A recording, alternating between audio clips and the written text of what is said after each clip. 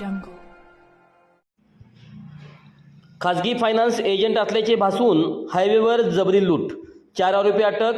मिरज महात्मा गांधी चौक पोलिसांची तात्काळ कारवाई.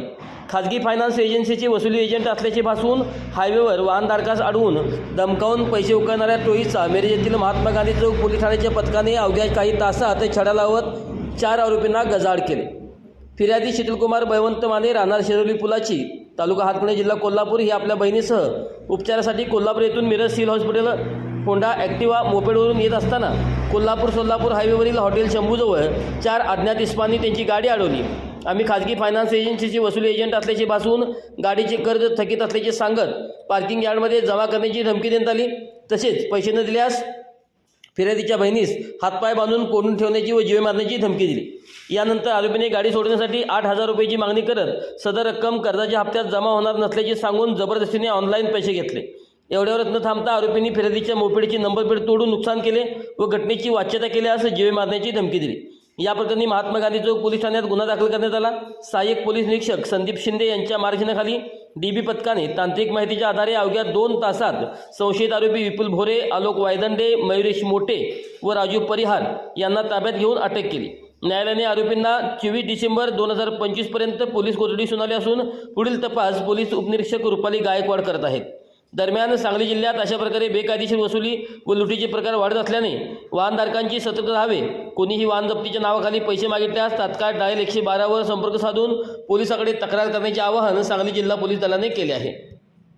नमस्कार, मी सहाय्यक पोलीस निरीक्षक संदीप शिंदे, प्रभारी अधिकारी, महात्मा गांधी चौक पोलीस स्टेशन.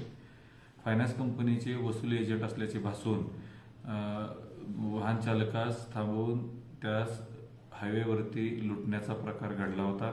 त्या अनुषंगाने महात्मा गांधी चौक पोलीस स्टेशन येथे 318/25 भारतीय न्याय संहिता कलम 309 व इतर कलमान्वये गुन्हा दाखल करण्यात आला होता.